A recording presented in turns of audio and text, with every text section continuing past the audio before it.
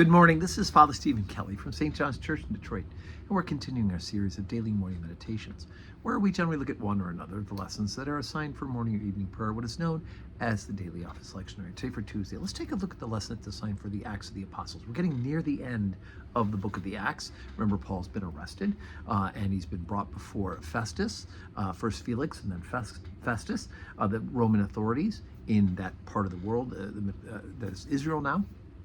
And he's now appealed to Rome, right? The Jewish hierarchy has accused him of causing all sorts of trouble.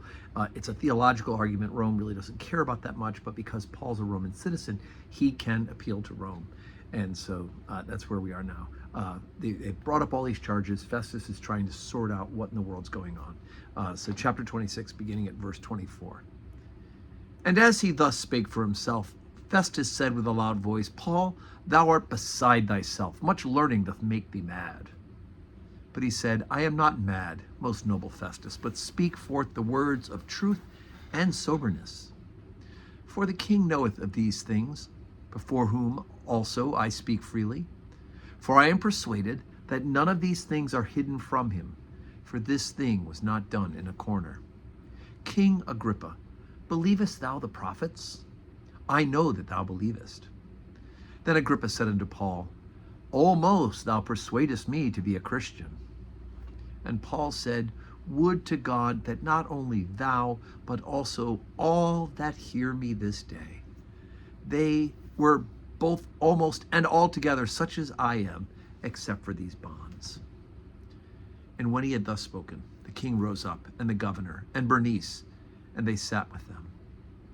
And when they were gone aside, they talked between themselves, saying, This man doeth nothing worthy of death or of bonds.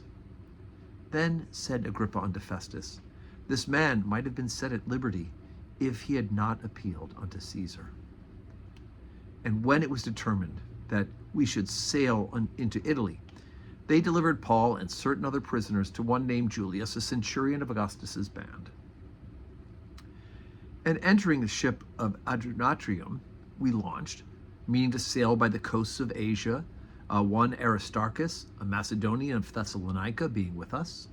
And the next day we touched at Sidon, and Julius courteously entreated Paul and gave him liberty to go unto his friends to refresh himself. And when he had launched from thence, we sailed under Cyprus, because the winds were contrary.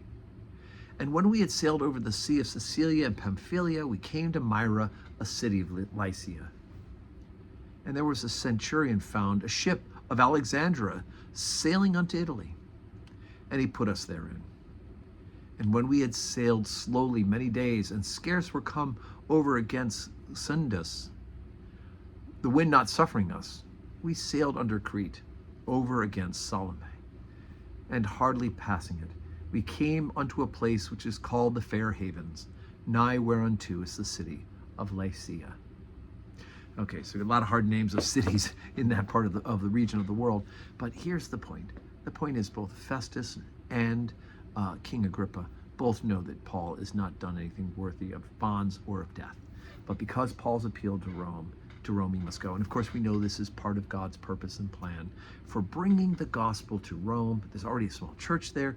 Both Paul and Peter will end up there to encourage the faithful, because if the faith is established in Rome, well, right, you know the expression that all roads lead to Rome, right, because of trade and industry and the military? Well, guess what? All roads also lead from Rome. Right? If they go to Rome, they lead from, which means if you can put the church and the faith there, people coming to Rome will catch that faith by God's grace and will bring it back with them to all the towns of Europe. And that is exactly what will happen. So today's Tuesday. We have 12:15 Holy Communion, right? You can come to that live or watch it on the live stream. And we also have 4 o'clock evening prayer. So I hope you can come and pray with us. But whether it's with us, I hope you're just saying your prayers, getting closer to our Lord Jesus Christ. And may God grant us all a Tuesday that's full of blessings.